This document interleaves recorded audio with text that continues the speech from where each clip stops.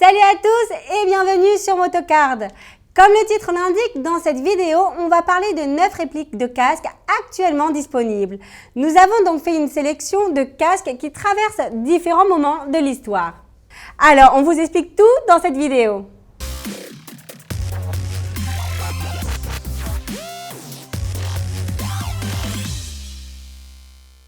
Suivons l'ordre chronologique et on se retrouve dans les années 60-70. Commençons donc avec la GV X3000 avec le dessin de Giacomo Agostini, le plus riche champion historique du motocyclisme avec 15 titres mondiaux. C'est un casque très rétro, garantissant tout le confort et la sécurité des casques actuels. Au niveau du graphique, le casque est représenté par les couleurs du drapeau italien. Pour finir avec ce casque, sachez que le système d'ouverture et de fermeture de la visière se trouve sur le côté gauche pour l'ouvrir sans lâcher le gaz. Un casque très joli.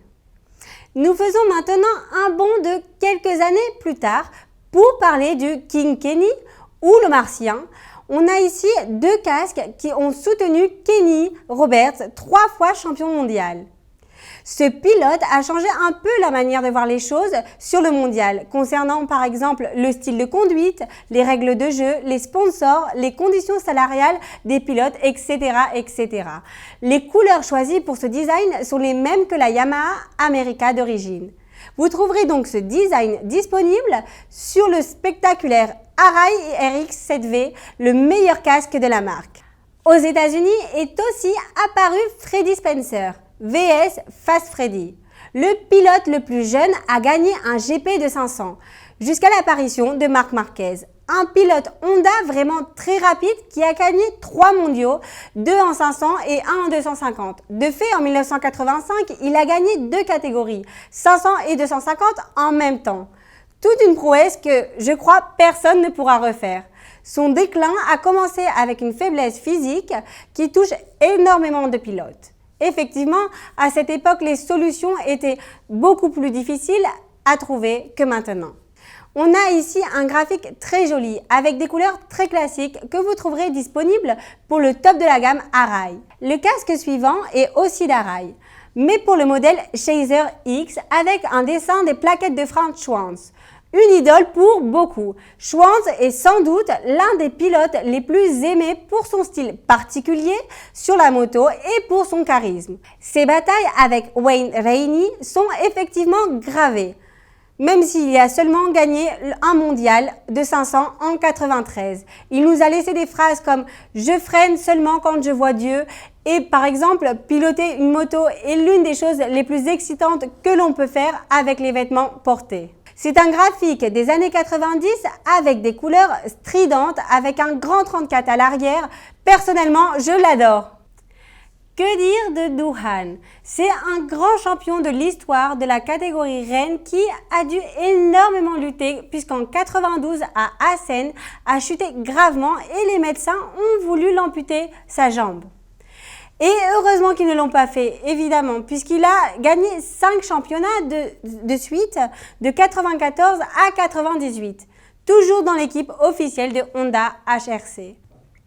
Ce n'est pas le graphique exact que portait Doohan, c'est une édition limitée conçue par Aldo Drudi pour célébrer la visite du pilote australien en 2011 à l'île du Man.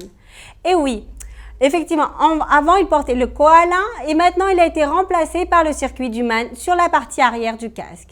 Vous l'avez disponible sur le RX7V et sur le Chaser X. Et passons maintenant à un grand autre champion. Après Barry Sheene, peut-être le pilote le plus connu de la Grande-Bretagne, Carl Fogarty, Foggy pour les amis. Carl était un super champion qui a gagné 3 fois le TT de l'île du Man et qui a remporté 4 titres mondiaux du Superbike. Mais ce n'est pas tout, il a aussi participé aux courses d'endurance et est arrivé à se battre à la catégorie reine. Bref, vous avez bien compris, c'est un roi des motos de série. C'est un graphique ici à l'image de Foggy sur la piste, bien radical. Le palmarès du Superbike sur la partie arrière, le requin, le drapeau britannique sur le latéral et 4 numéros 1 pour les mondiaux du Superbike. Vous disposez de ce graphique sur le casque de la gamme Shark des Swall. L'autre grand pilote qui n'obtient pas le palmarès de Fogarty mais qui a emporté l'affection du public, c'est Ben Spice.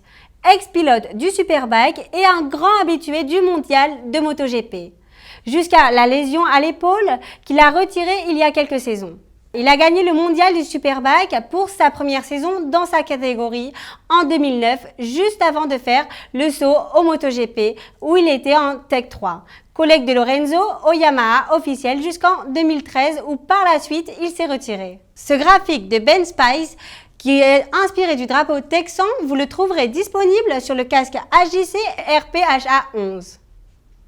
Et maintenant, si vous vous demandez, il n'y a aucune réplique historique d'un pilote actif, bah si, le premier casque qu'a porté Valentino Rossi dans ses premières années du mondial. Ils comptent tous les détails.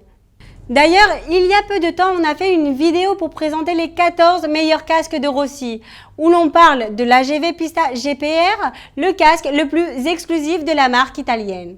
Et pour terminer, on aimerait juste faire un petit hommage à Marco Simoncelli qui nous a quittés malheureusement à Sepang en 2011. Et il nous manque beaucoup parce qu'il se battait toujours, sans doute était l'un des pilotes les plus aimés pour la fiction et le futur du motocyclisme italien. Pour moi, c'est un graphique très joli, disponible sur l'AGV Corsa R qui présente beaucoup de caractéristiques communes au Pista GPR.